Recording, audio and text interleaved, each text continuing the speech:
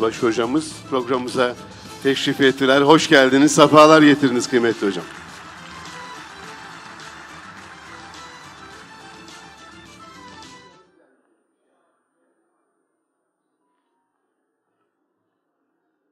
Kıymetli hocam, 18. İmam Hatipler Kurultayımızda adalet ve merhametle şiarımız.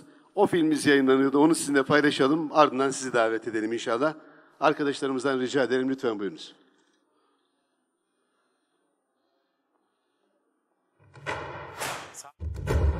Sahi neydi merhamet? Kurumuş toprağa yağmurun düşmesi miydi? Unutulmuş gönüllere bir elin değmesi mi? Ensar'ın muhacirlerin yolunu gözlemesi miydi? Muhacirlerin kendini bekleyen kardeşlerine hicreti mi? Bir kuş tüyü gibi ince ve naif dokunmak mı yetime? İncitmeden, ürkütmeden gözyaşını silmek mi? Dünyanın bütün gariplerine bir tebessüm bırakmak mı? Çöküp bir mülteci annenin yanına, onunla beraber ağlamak mı? Alimlerin alemler kadar büyük bir konuyu düşünmesi mi? Alemde zerre miskal bir meşakkati çözmesi mi? Bir kumandanın kazandığı ihtişamlı zaferleri mi? Bir tek mazlum için yerin altını üstüne getirmesi mi? Merhamet aranıp bulunacak bir şey değil gibi. Kalplerimizi bir taş ustası gibi vura vura düzeltmeli. Merhamet oldum deyip olunacak bir şey değil gibi. Ruhlarımızı gergefe gerip nakış gibi ince ince işlemeli. Ki Hazreti Muhammed'den bize bırakılmış bir haslettir merhamet. Hem değil mi ki merhametten hasıl oldu Hazreti Muhammed? Ki Hazreti Muhammed'den bize verilmiş bir emanettir merhamet. Hem değil mi ki açtı kilitli kapıları merhametle Hazreti Muhammed.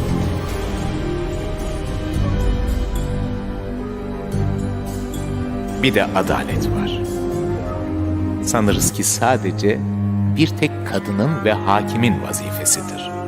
Oysa ki gerçek de insan ve mümin olmanın gerçeğidir. Ne sadece doğru tartmak, ne de sadece doğru ölçmektir. Duymak, görmek, dokunmak, hissetmek ve de hükmetmektir. Adaletle kalkan el, mazluma âb-ı hayat, zalime ateştir. Adaletle bakan göz, ayırır siyahtan beyaz olanı. Adaletle konuşan dilin, sözü keskin, hükmü tezdir. Adaletle dinleyen, işitir gece yarısı karıncanın adımını. Ne kaplumbağayı itmek, ne tavşanı engellemektir adalet. Adalet, gidilecek yolu adilce çizmektir. Ne kaldırmaktır bir kefesini terazinin, ne de tutmaktır adalet. Adalet, hesap gününe göre hesap etmektir. Adalet aranıp da bulunacak bir şey değil gibi. Huylarımızı bir kılınç ustası gibi uzun uzun bileylemeli. Adalet oldum deyip olunacak bir şey değil gibi. Kıldan ince, kılınçtan keskin yoldan önce nefsimiz yürümeli. Hazreti Ömer'dir. Adaletle yaşanmış onun dönemi. Öyle ki adaletin yüküyle iki büklüm olmuş bedeni. Ki Hazreti Ömer'dir. Adaletle anılmış onun hakimiyeti. Öyle ki adalet duygusuyla uykusuz geçmiş geceleri. Adalet ve merhamet benzer iki kelam, lakin ayrı iki haslet. Aynı menbadan doğan iki ayrı uhuvvet. Biri dağ gibi heybetli, alemi yerinde tutmalı. Biri toprak gibi sessiz, her beşeri kucaklamalı. Biri rahvan atları gibi tez yetişmeli bekleyene. Biri kuşlar gibi kanatlarında baharı taşımalı. Adalet ve merhamet benzer iki kelam, lakin ayrı iki nefer. Aynı şafaktan doğan bir şems, bir kamer.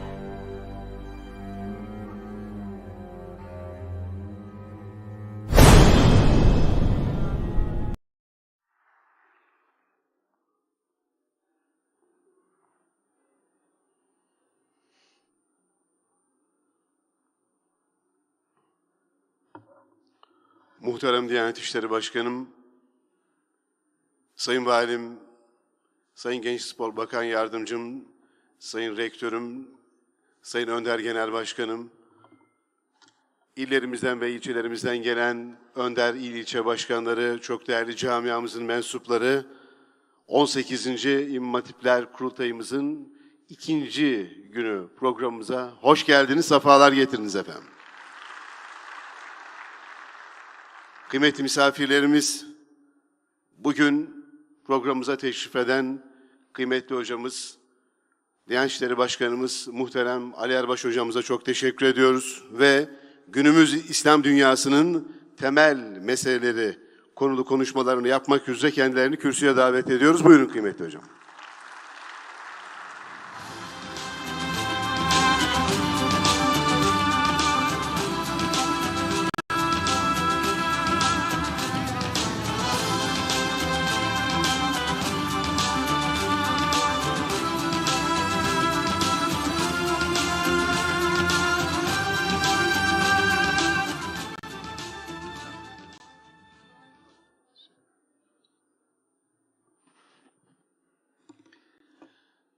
Bismillahirrahmanirrahim. Elhamdülillahi Rabbil alemin. Vessalatu vesselamu ala Rasulina Muhammedin ve ala alihi ve ashabihi ecma'in. Elhamdülillahillezî kâle fî kitâbihil kerîm. إن الله يأمر بالعدل والإحسان وإيتاء ذي القربى وينهى عن الفحشاء والمنكر والبغي يعظكم لعلكم تذكرون. Sadakallahul azim. Bizleri yoktan var eden, varlığından haberdar eden, İslam nimetini bahşeden, kardeşliği, barışı, adaleti, merhameti ve doğruluğu öğreten Rabbimize nihayetsiz hamdü senalar olsun. Hz. Adem'den beri hakkı, hakikati tebliğ eden, Rabbimizin davetini ve rahmet mesajını getiren bütün peygamberlere, elçilere, ve özellikle son peygamber Hazreti Muhammed Mustafa'ya sonsuz salat ve selam olsun. Sözlerimin başında İmam Hatiplere gönül vermiş, siz değerli kardeşlerimi en kalbi muhabbetlerimle selamlıyorum Sayın Valim ve çok kıymetli İmam Hatipliler, İmam Hatip mensupları, mezunları, İmam Hatip'e gönül vermiş kardeşlerim. Allah'ın selamı, rahmeti, bereketi, rahmeti hepinizin üzerine olsun.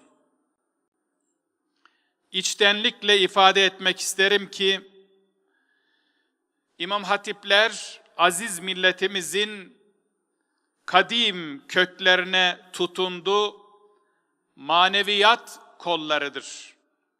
İmam Hatip nesli, inancı, vatanı ve mukaddesatı uğruna nice destanlar yazan milletimizin yüreğindeki mücadele ruhunun, azminin, duasının ve umudunun temsilcisi bir nesildir İmam Hatip nesli. İmam Hatip nesli, İslam'ın ümmeti vasat, yani orta ümmet düşüncesinin ve Anadolu irfanının günümüze yansımasıdır.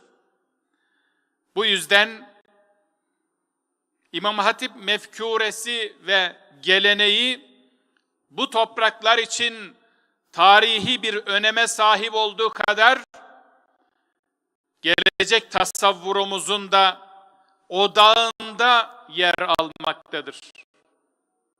Böyle bir nesle hizmet etmek ve onları istikbale en iyi şekilde hazırlamak amacıyla kurulan ve özveriyle çalışan önder tarafından adalet ve merhamet teması ekseninde gerçekleştirilen bu kurultayın nesillerimiz için hayırlı sonuçlara vesile olmasını diliyorum ve diyorum ki önder büyüklerimizin, ecdadımızın yaptığı şu duanın kabul olmuş meyvesidir. Estaizu billah. Rabbena heb lena min ezvacina ve zürriyatina gurrate ayun ve cealna lil muttakine imama. Rabbimiz bize göz aydınlığı olacak çocuklar, eşler nasip eyle ve onları müttakilere imam eyle. İmam, önder aynı anlama geliyor. İnşallah bu önderliğimizi, bu imamlığımızı, müttakilere rehberliğimizi Anadolu irfanıyla bütünleştirerek ilelebet yerine getiririz. Bunu Cenab-ı Hak'tan niyaz ediyoruz. Nasıl ki ecdadımız, büyüklerimiz bizler için bu duayı yaptı, biz de gelecek nesillerimiz için aynı duayı yapacağız ve İmam Hatip nesli hep olacak, hep büyüyecek, hep ilerleyecek, hep rehber olacak, hep yol gösterecek, karanlıkları aydınlatmaya devam edecek Kur'an'ın rehberliğinde inşallah. Peygamber varisidir İmam Hatip nesli. Peygamber aleyhissalatu vesselam Efendimiz'i İbrahim suresinin başında Rabbimiz karanlıklardan aydınlığa çıkarsın, insanları karanlıklardan aydınlığa çıkarasın diye Kur'an'ı sana indirdik diyor. Estaizu billah. Elif lam ra kitabun enzelnahu ileyke lituhricen nase minez zulumati ilen nur ila ahiril ayet. İnsanları karanlıklardan aydınlığa çıkarman için onu, o Kur'an'ı sana indirdik. Elimizde Kur'an, rehber, Allah Resulü Efendimizin varisliği üzerimizde emanet ve sünneti tıpkı veda hutbesinde buyurdu ya, size iki şeyi emanet ediyorum. Bunlara sarıldığınız müddetçe yolunuzu sapıtmazsınız. Allah'ın kitabı Kur'an ve Resulünün sünneti diye emanet etti ya bize. İşte bu iki emaneti rehber edindikçe bu rehberliğimizi, bu önderliğimizi, bu imamlığımızı inşallah en güzel bir şekilde devam ettireceğiz. Adalet ve merhamet günümüz dünyasının en fazla ihtiyaç duyduğu iki mühim İslami değer. Allah adaleti emreder. İnnallâhe yuhibbul muksitin. Allah adil olanları sever. O kadar çok ayet var ki. Hele bir hadisi şerif var. Hiçbir gölgenin bulunmadığı o mahşer gününde Allah'ın arşının gölgesi altında gölgelenecek 7 sınıf insan vardır. Birinci sırada adil olanlar o gölgeden yararlanacaktır. Buyurmaktadır Allah Resulü Efendimiz. Adil imam, adil hükümdar. O bir semboldür. Ama adaleti yere düşürmeyen herkes o gölgenin, o arşın gölgesi altında gölgelenecektir. Bunu anlıyoruz hadis-i şeriften. Kurultay boyunca bu konu çerçevesinde yapılan konuşmaların, müzakerelerin verimli ve faydalı olduğuna inanıyorum. Çünkü وَاَنْ لَيْسَ لِلْاِنْسَانِ اِلَّا مَا سَعَى وَاَنَّ سَعْيَهُ سَوْفَ يُرَى. İnsana ancak çalıştığının karşılığı vardır. Burada bir emek sarf edilmiştir. O emeğin karşılığını وَاَنَّ سَعْيَهُ سَوْفَ يُرَى. Vaat edeceğini, göstereceğini vaat ediyor Rabbimiz. İnşallah burada yapılan bu hizmet, bu güzel faaliyet sadece burada kalmayacak. Dalga dalga Anadolu'muzun her yerine yayılacak inşallah. Önderler aracılığıyla.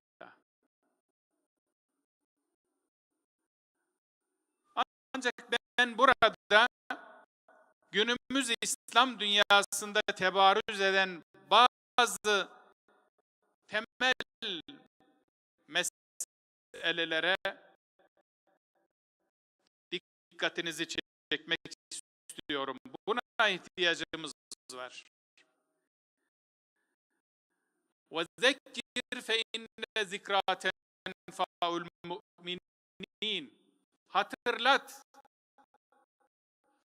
Hatırlat, müminlere fayda vardır.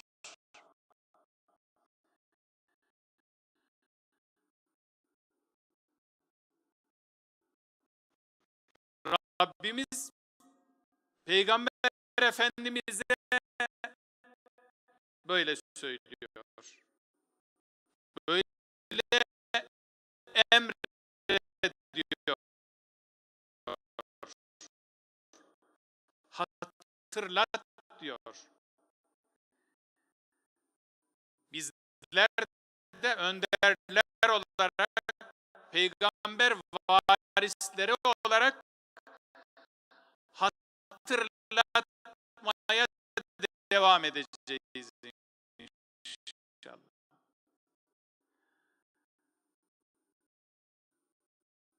Söz konusu meseleler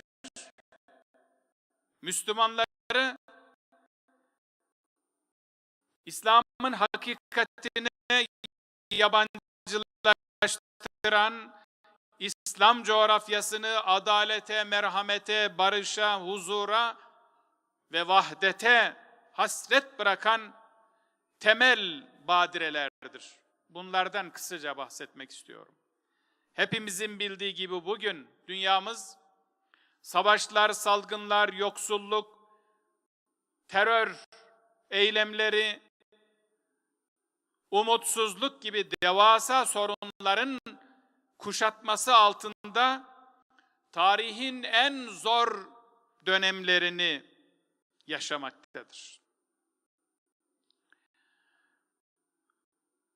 İslam dünyası olarak da ciddi zorluklar, sıkıntılar ve problemler yaşadığımız bir süreçten geçiyoruz. İnsanlığı kuşatan bütün bu olumsuz tabloların arkasında bilgi, inanç ve hayat tasavvuru ekseninde ortaya çıkan savrulmaların yer aldığını görüyoruz. Kısaca bu problemlere işaret etmeye çalışacağım inşallah. Aziz kardeşlerim, malumunuz olduğu üzere bilgi büyük bir imkan ve tartışmasız büyük bir güçtür. Medeniyetimizi güçlü kılan en temel değer bilgidir. İslam medeniyeti bir bilgi, hikmet, ilim, irfan medeniyetidir. Okumayı, anlamayı, aklını kullanmayı, bilgiye sahip olmayı emreden ve tavsiye eden birçok ayeti kerime vardır ki şuna özellikle işaret etmek isterim. İlk inen 2 sureye dikkat çekmek isterim. İlk sure Alak suresi. Hepinizin ezbere bildiği Alak suresinin o ilk ayetleri İkra diye başlar. Bismi rabbikellezî halak. Halakal insâne min alak. İkra ve rabbukel ekram. Ellezî alleme bil kalem. Allemel insâne mâ lem ya'lem. Okumaktan, öğrenmekten, öğretmekten, kalemden bahsediyor. İkinci inen sureye hemen işaret etmek isterim. Nun vel kalemi ve ma yasturun. Kaleme ve o kalemin yazdıklarına yemin olsun ki diye başlar sure. Bunun bir hikmeti olmalı. İlk inen 2 surede kalemden bahsediliyor, okumaktan bahsediliyor, öğrenmekten, öğretmekten bahsediliyor. Bunun hikmeti İslam medeniyetinin temellerinin ilim ve hikmet üzere atıldığını anlıyoruz. Hikmet budur. Hikmet aynı zamanda bilgi anlamına da gelir. Hakim, bilge kişi, hakim, bilge kişi. Hikmet, bilgi, ulvi bilgi. Şimdi ne diyoruz buna? 100 sene önce Darülfünun Edebiyat Fakültesi'nin ana bilim dallarından birisinin adı Hikmet. O hikmeti okutan hocanın adı da Hakim idi. O tabela kaldırıldı. Yerine felsefe, okutan kişiye de filozof, yani felsefe hocası denildi. Kavramlarımızı hem lafız olarak unuttuk, hem mana olarak unuttuk. Yu'til hikmete men yeşâ. Allah hikmeti isteyen kişiye verir. Onun için hikmet peşinde koşmak zorundayız. Tefekkürdür, tezekkürdür, tedebbürdür. Bütün bu kavramlar hikmeti bilge kişinin özelliklerini anlatan kavramlardır. Kavramlarımıza sahip çıkmamız lazım. Başka bir ayeti kerimede yine bilgiyi, hikmeti öne çıkaran bir ayeti kerime. Estaizu billah. Kul hel yestevillezine ya'lemune vellezine la ya'lemun. İnnemâ yetezekkeru ulul elbâb. De ki, ey Muhammed sallallahu aleyhi ve sellem, hiç bilenlerle bilmeyenler bir olur mu? Olmaz tabii ki. Bilenlerle bilmeyenler bir olmaz demektir bu. Onun için bilmek lazım, öğrenmek lazım. Talim, terbiye. Şimdi Milli Eğitim Bakanlığımızın değişmeyen bir kurumu elhamdülillah. Yani ismi değişmeyen. Talim, terbiye. Eğitim, öğretim demek aslında resmi olarak yerinde duruyor. Ama daha çok eğitim, öğretim diye kullanılıyor. Talim, terbiyeyi de bizim çok kullanmamız lazım.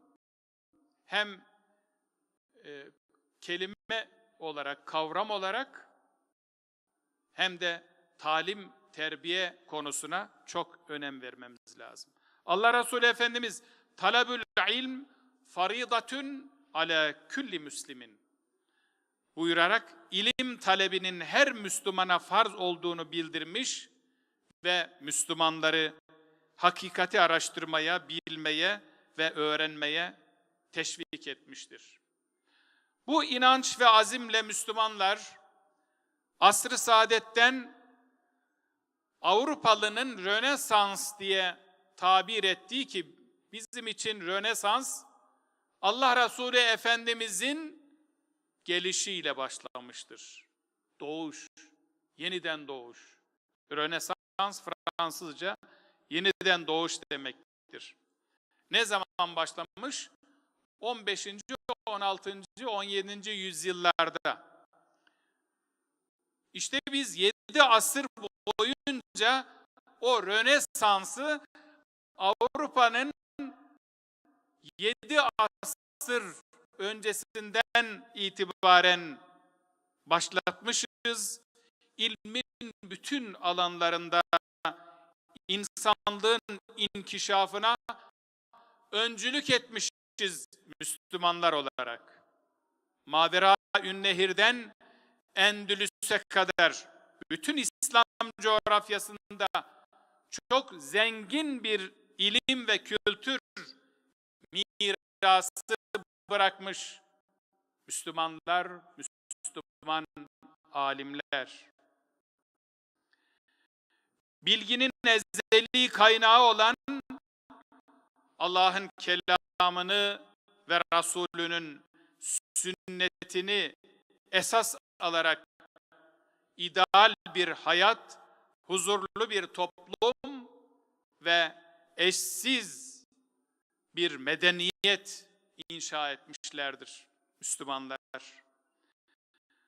Bu bağlamda bilgiyi, hakikati keşfetmek, yeryüzünde adaleti ayakta tutmak, merhameti çoğaltmak ve insanlığa hizmet etmek için bir imkan ve araç olarak görmüşlerdir. Hikmeti, bilgiyi, ilmi, irfanı. Nitekim Müslümanların güçlü ve etkin oldukları dönemlerde yeryüzü huzur ve güven açısından bütün insanları için daha iyi bir konumda olmuştur. Hep adaletin, hep merhametin birlikte yaygınlaştığı, yaşandığı beldeler, bölgeler olmuştur yeryüzü. Hal böyleyken şimdi kendi medeniyeti ve kaynakları ile ünsiyet kurmakta zorlanan bir kuşağın varlığı dikkat çekmektedir. Kur'an ve sünneti, İslam'ın kaynak eserlerini ve İslam medeniyetini iyi tanımak noktasında en azından ciddi eksiklikler olduğu aşikardır. Aziz kardeşlerim, değerli katılımcılar, şu açık hakikati görmek ve iyi anlamak gerekir. Bilgi üretmeyenler, kendilerine sunulan bilginin takipçisi, hatta mahkumu olmaya mecburdur. Maalesef günümüz İslam dünyası, bilim, teknik, tıp, sosyal bilimler, dahası ilahiyat alanında dahi bilgi üretme, bilgiyi güncelleme, değere dönüştürme ve hayata kılavuz yapma konusunda yeterince başarılı değildir. Bunu tespit etmemiz lazım ki kendimizi ona göre güncelleyelim, ona göre yetiştirelim. Doğru ve sahih bilgi zeminini kaybettiğimizde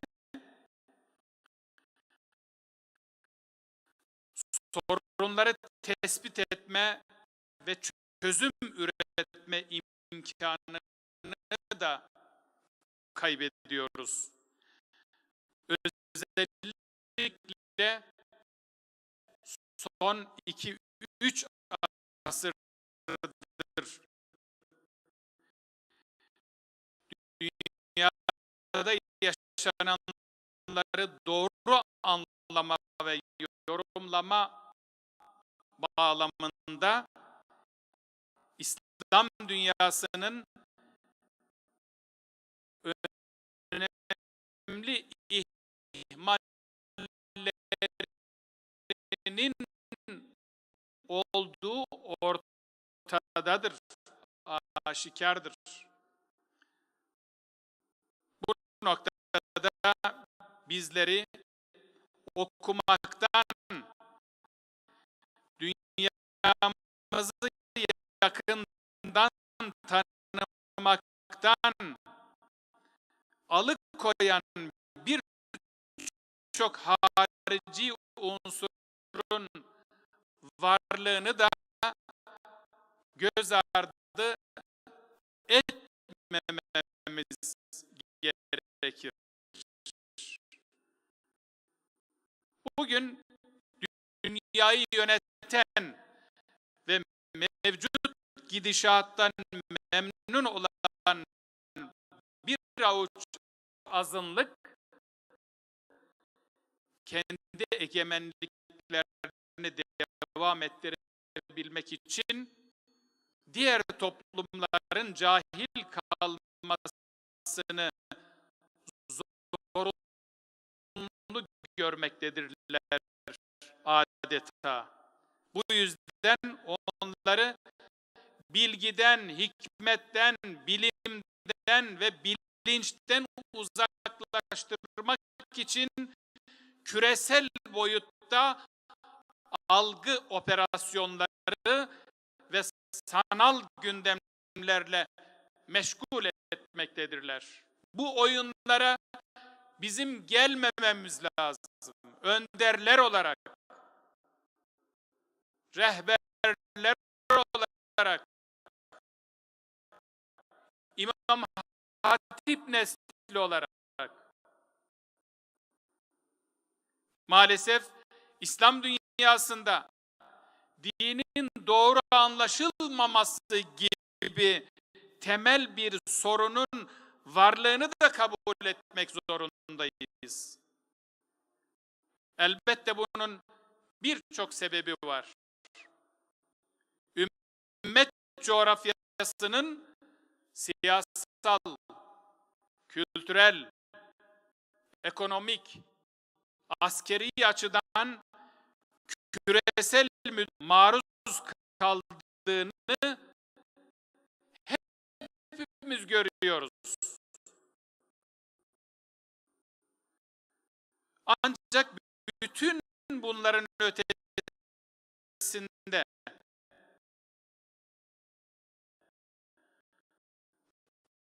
özellikle son asır boyunca İslam coğrafyasının inanç dünyasının medeniyet değerlerine, inanç dünyasına, ümmetin ortak zeminine ve algısına yönelik ciddi müdahalelerin varlığına şahit oluyoruz. Herkesin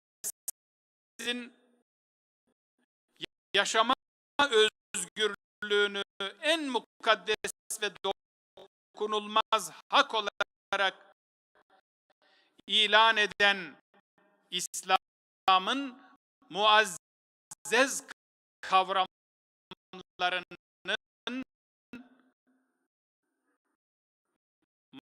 masum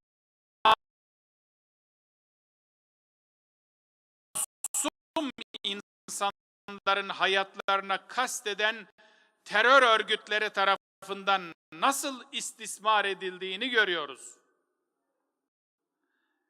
referansını dinden aldığını iddia ederek toplumda bozgunculuk yapan DAEŞ, Boko Haram, Eşşebab, FETÖ ve benzeri yapılar İslam'ın hakkaniyet, adalet, merhamet ve ahlak ilkelerinden uzaklaşmanın yanlış bir din ve peygamber tasavvurunun acı bir neticesidir maalesef.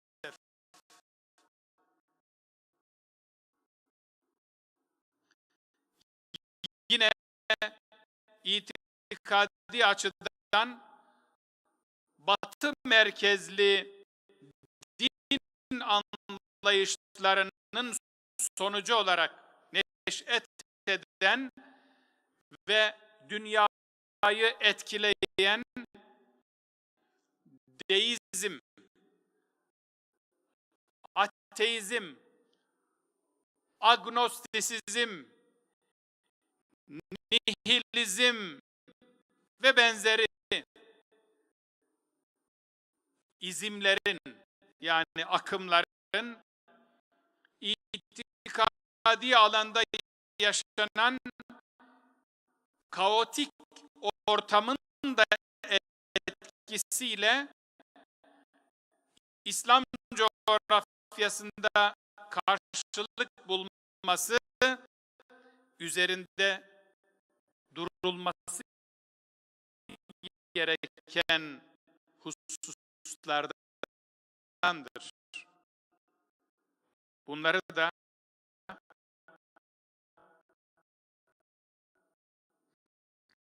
müzakere etmemiz gerekiyor. Tefekkür etmemiz gerekiyor. Tezekkür etmemiz gerekiyor. Bu sorunu tetikleyen en önemli olgu dinin yaşanan hayatla irtibatının zayıflatılması bile zayıflatılma yoluna gidilmesi. Bireysel ve sosyal meselelere İslam adına doğru, gerçekçi ve pratik çözümler getirilememesi. Bu durum hayatın içinden konularda inancın iki planda kalmasına yahut inancın hayatın dışına itilmesine sebep olmaktadır.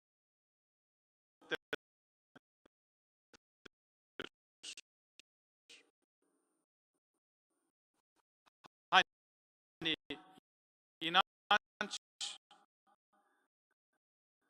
sokakta olmasın, mahallede olmasın, şehirde olmasın, insanın içinde olsun gibi bir anlayış var ya, insanla işte Allah arasında olsun. Evine yansımasın, ticaretine yansımasın,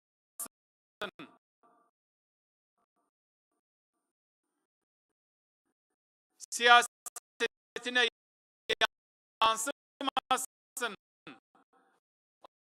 adaletine, yargısına yansımasın. Görüyorsunuz ya, ortalığı ayağa kaldırıyorlar ya. İnançtan ayıklansın oralar adeta. Bu düşünce insanlığı bu noktaya getirmektedir.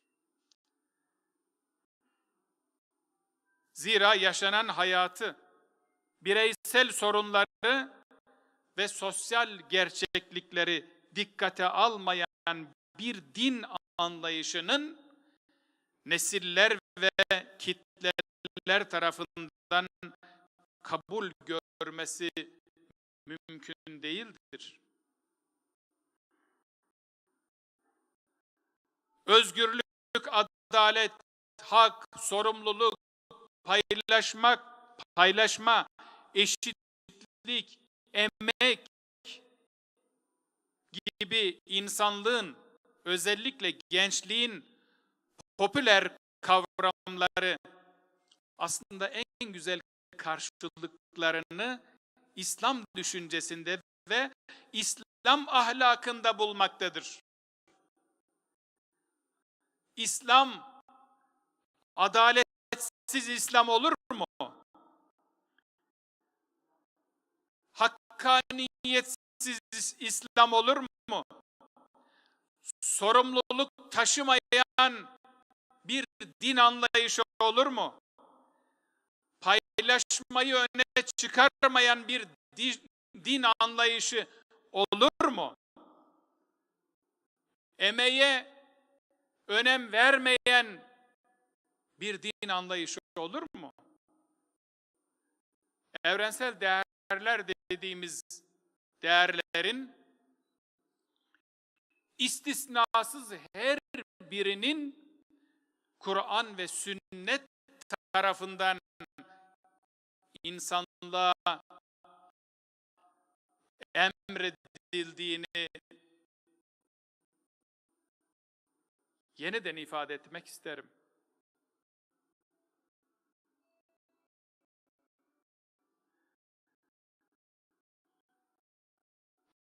Dolayısıyla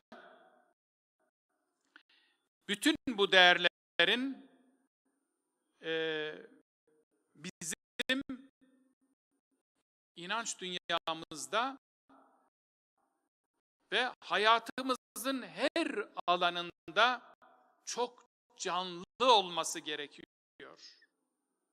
Kur'an ve sünnet bizden bunu istiyor.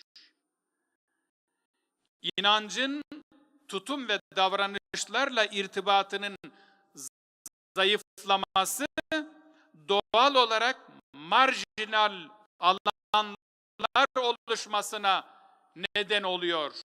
Buna bizim fırsat vermememiz lazım. Müslüman bir toplum olarak, Müslüman bir aile olarak buna fırsat vermememiz, bu alanı boş bırakmamamız gerekiyor. Önder olarak, önderler olarak buna mecburuz. Bu konuda önderlik yapmamız gerekiyor. Bu savrulmayı pekiştiren önemli bir sorun da din eğitimi ve tasavvuru konusunda kendini göstermektedir. Her şeyden önce tebliğde, davette nebevi metottan uzaklaşarak kaba, katı ve itici bir tutum takınmak insanlarda dine karşı bir ön yargıyı ön yargının oluşmasına sebep olmaktadır.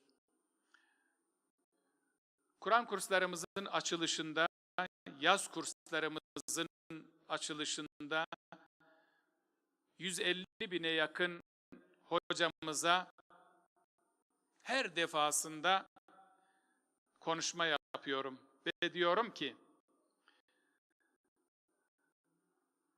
bu yaz tatilinde 4 milyona yakın çocuğumuz size emanet edilecek. Bu sene salgın dönemine rağmen elhamdülillah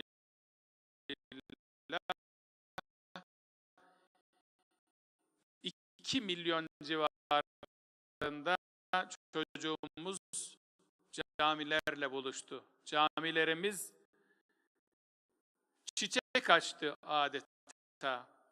Diyorum ki onlara, sizin sayenizde bir çocuğun, bir gencin kalbine İslam'ın sevgisi, Allah sevgisi, peygamber sevgisi, Kur'an sevgisi yerleşirse bu sevap sizi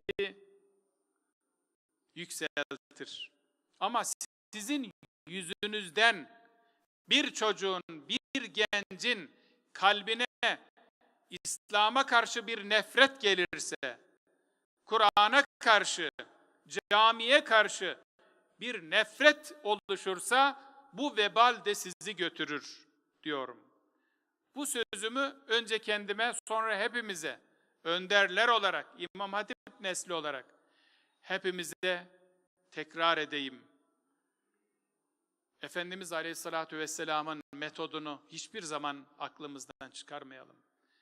Allimu, öğretiniz. Ve yessiru, kolaylaştırınız. Ve la tuassiru, zorlaştırmayınız. Ve beşşiru, müjdeleyiniz.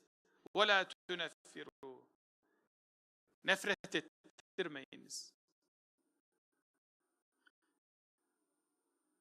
O kadar etkili bir metot ki bu, dünyanın bütün eğitimcilerinin uygulamak zorunda olduğu, muvaffak olmak için, başarılı olmak için uygulamak zorunda olduğu bir metottur.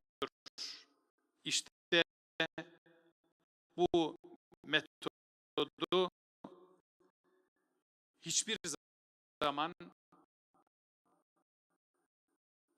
imamlar olarak, önderler olarak, rehberler olarak ihmal etmeyeceğiz.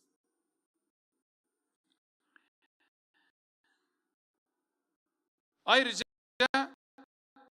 İslam fıkhının özünü ve maksadını gözetmeksizin zahiri boyutu dikte etmek, ibadetlerde şekilciliği öne çıkararak ibadetin ahlaka ve hayata yansıyan boyutunu ihmal etmek de temel inanç esaslarının bile gündelik tartışma ve cedel konusu haline gelmesine sebep olmaktadır. Buna da fırsat vermememiz lazım İslam toplumları olarak. Değerli kardeşlerim, İslam dünyasını yaralayan ve enerjisini heba eden diğer ciddi bir sorun da mezhebi ve meşrebi farklılıkların tefrika ve kavga sebebine dönüşmesidir. Esasen rahmete ve kolaylığa vesile olan, özgür düşünce ve hür iradeyi besleyen mezhep ve meşrep farklılıklarının husumet sebebi haline gelmesi, dinin özünden, peygamberin kuşatıcı, kucaklayıcı, merhamet yüklü mesajlarından uzaklaşmanın kaçınılmaz bir sonucudur. Kur'an-ı Kerim'de bununla ilgili oldukça çok uyarıcı ayetler var. Birkaç tanesini paylaşayım sizlerle. Estaizu billah. İnne hâzihi ummetukum ümmetun vahide ve ene rabbukum fa'budun. fa'budun. Dikkat ediniz. Şüphesiz sizin ümmetiniz tek bir ümmettir. Ve Rabbiniz ve enne rabbukum, Rabbiniz de benim. Fa'budun. Bana ibadet ediniz. Fa'buduni aslında. Fa'budun diye telaffuz ediyoruz. Bana ibadet ediniz. Ve atiullaha ve rasulehu ve la tenaza'u fetefşelu ve tezhebe rihukum vasbiru innallaha ma'as sabirin. Allah'a itaat ediniz. Resulüne de itaat ediniz.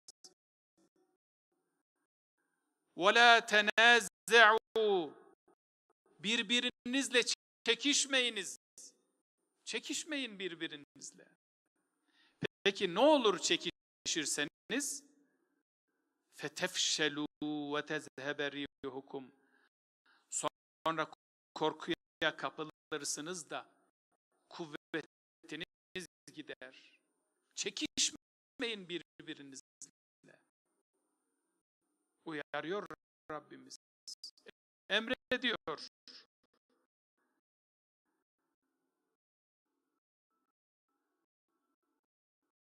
Sabredin. Allah sabredenlerle beraberdir. Sabır bizim tasavvuf medeniyetimizin tasavvuf geleneğinde çok önemlidir. Tahammül, sabır ve tahammül. Mürşidin müridini imtihanı sabırla olur. Acaba sabredebilecek mi? Acaba verdiğim şu görevleri yerine getirebilecek mi? 40 güne kadar, yani erba'in çıkarttırır değil mi? Mürşit müride. 40 gün boyunca belki aç kalacak. Belki çok önemli derecede vazifeler verecek ona. Nefsine hoş gelmeyecek bir takım imtihanlara tabi tutacak. Evet. Onun için bizim sabırsız davranmamamız gerekiyor.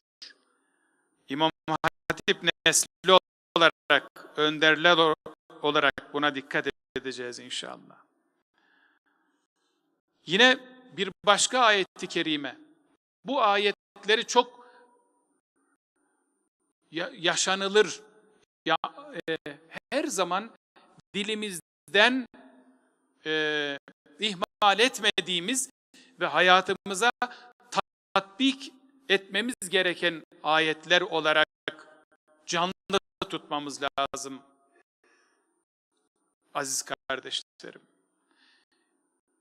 Estaizu billah. Minellezine farragu dinehum ve kanu şi'an kulle hizbin bima ledeyhim ferihun.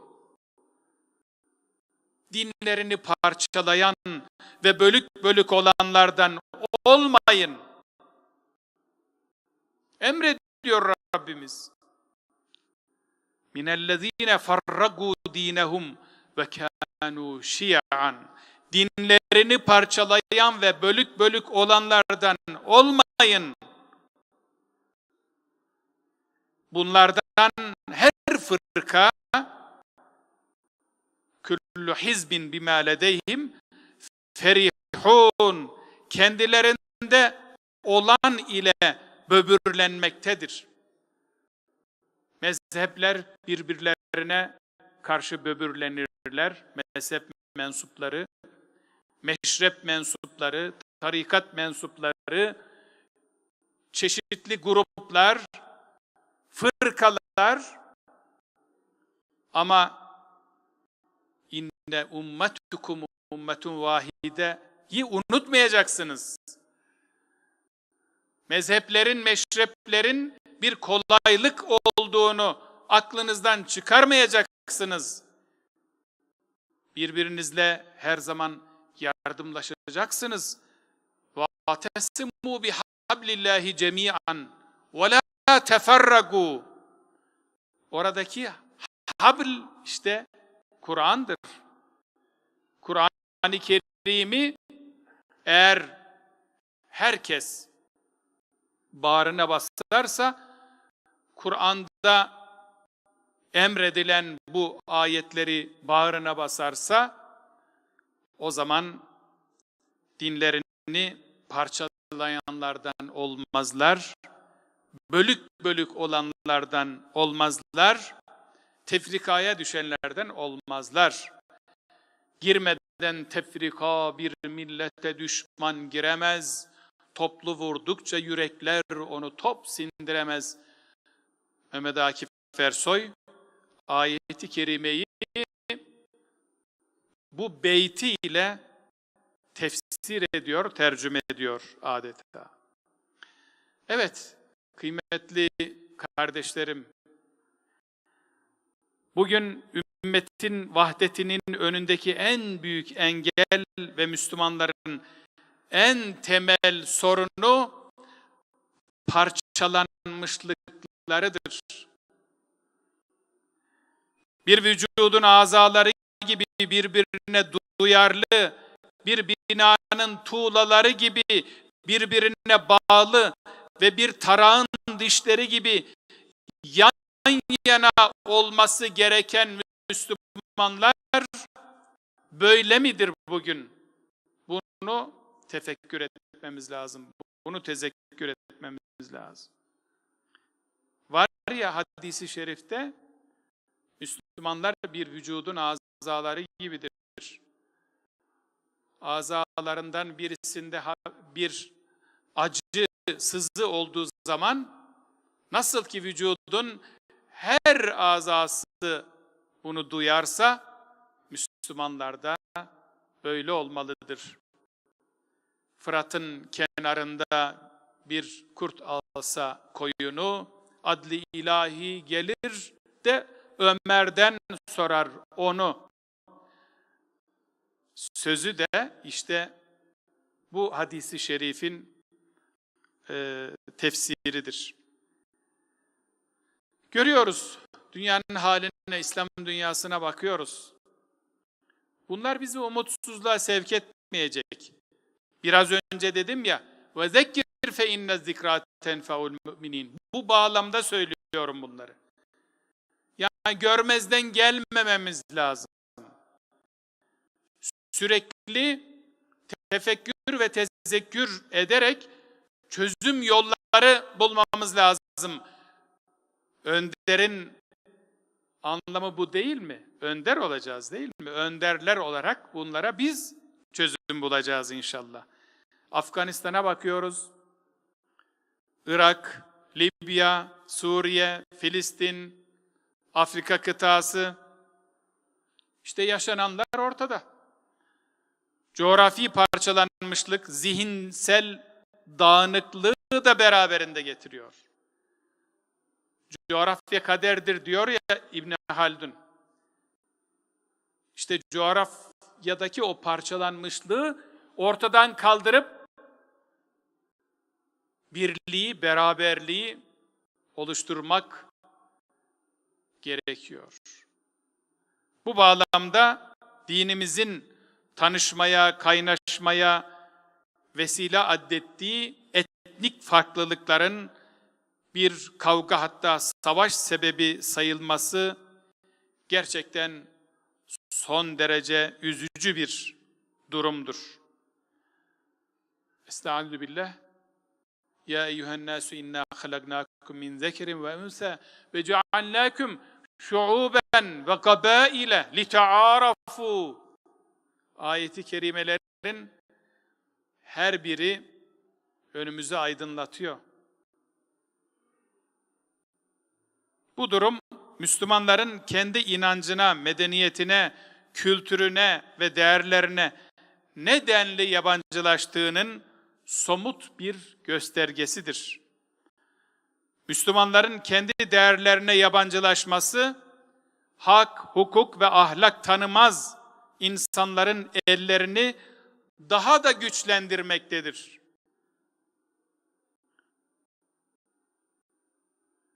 Örneğin, bugün yeryüzünde açlığın, yoksulluğun, zulmün ve şiddetin büyük bir sorun olarak var olma nedeni, alın teri, emek ve hakça paylaşıma dayanmayan bir küresel hegemonyanın dünyayı kuşatmasıdır.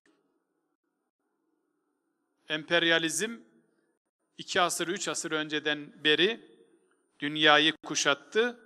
Bugün o hegemonya devam etmektedir. Israrla sürdürdükleri dengesiz ve adaletsiz politikalardır. Bu anlamda bütün dünyayı cenderesine alan iktisadi, siyasi ve kültürel emperyalizm maalesef İslam coğrafyasını da ciddi şekilde örselemektedir. Müslümanlar, İslam kelimesinin yeryüzünün dengesinin bozulmasını önlemek için gönderilen bir din, yani din, yegane din diyeyim, yegane din olduğunu hiçbir zaman aklından çıkarmamalı. İslam, yeryüzünü dengede tutmak için gönderilen dindir, sistemdir. Onun için Müslüman olmaklık en büyük nimettir. Nereden söylüyorum bunu? Kur'an'dan. Estaizu billah. El yevme ekmeltu lekum dinekum ve etmemtu aleykum ni'meti ve raditu lekumul İslam'e dinen. Bugün sizin dininizi kemale erdirdim. Üzerinizdeki nimetimi tamamladım diyor. Nedir nimet? İslam'ın kendisi bir nimet. Müslüman olmaklığımız en büyük nimettir. Kur'an-ı Kerim'de o dengeyi muhafaza etmek için 250, benim tespit ettiğim infakla ilgili 250 ayet vardır. İnfak. اَلَّذ۪ينَ يُنْفِقُونَ فِي السَّرَّاءِ وَالضَّرَّاءِ وَالْكَاظِم۪ينَ الْغَيْزَ وَالْعَافِينَ عَنِ النَّاسِ وَاللّٰهُ يُحِبُّ الْمُحْسِنِينَ. Onlar darlıkta da verirler, varlıkta da verirler. Varlıkta vermeyi anladık. Darlıkta vermek ne demek? Nasıl darlıkta verilir? İnfak edilir. Fitreyi düşününüz, fitre. Yani en zor zamanda bile insanın verebileceği bir miktar. Bu sene 27 lira idi. 27 lira. Vermenin, infakın önemini, hikmetini, değerini, kıymetini bütün Müslümanlar bilsinler diye ben böyle anlıyorum. Fitre bu kadar küçük bir miktar olarak belirleniyor. Fisserrai demek ki zorlukta, dar zamanda da vermek mümkünmüş. Vel kâzimînel gayza, öfkeyi tutmak. Aslında bu da bir infaktır. İnsanın öfkelendiği zaman öfkesini yutması, bu da bir nimettir, bu da bir infaktır esasında. Bu da bir ihsandır. Zira sonunda Vallahu yuhibbul muhsinin diye bitiyor ayet-i kerime. Allah muhsinleri sever. İhsan sahibi insanları sever. O yüzden